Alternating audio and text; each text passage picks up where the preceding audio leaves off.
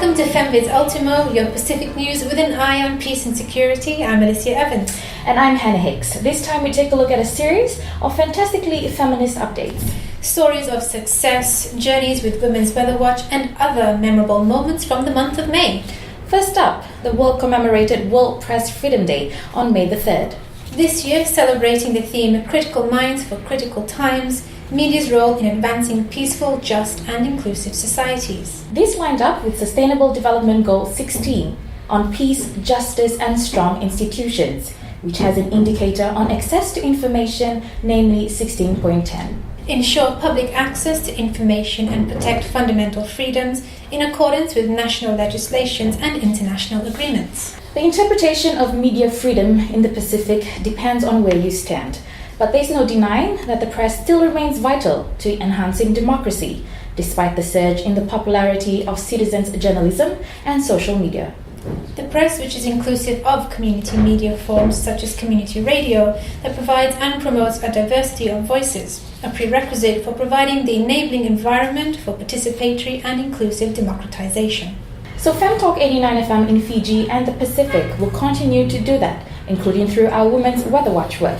Yes, indeed, and May is a perfect example. We were very, very busy watching the weather and amplifying the recommendations of our partners, thanks to out-of-season cyclones TC Donna and TC Ella. Find out more by following the links to our coverage on our website.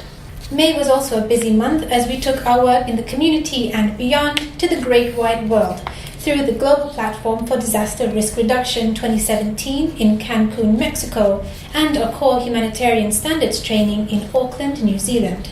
There were opportunities not just to say women matter in the context of humanitarian cycles of work, but to amplify protection with dignity and the need for an enabling political environment for women to lead as first responders. Because resilience is not just in seawalls and buildings, but by investing in people, including and especially women.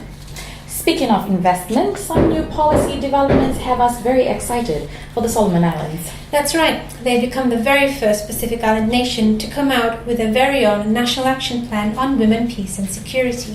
The plan was launched alongside the revised Gender Equality and Women's Development Policy and Eliminating Violence Against Women and Girls Policy by the Minister for Ministry of Women, Youth, Children and Family Affairs, Freda Tuki. While we haven't seen the National Action Plan itself, he's hoping it'll be well resourced. A struggle for most gender equality policies, but a gap that cannot go ignored. It really can't be. Doesn't work without the money. Not at all.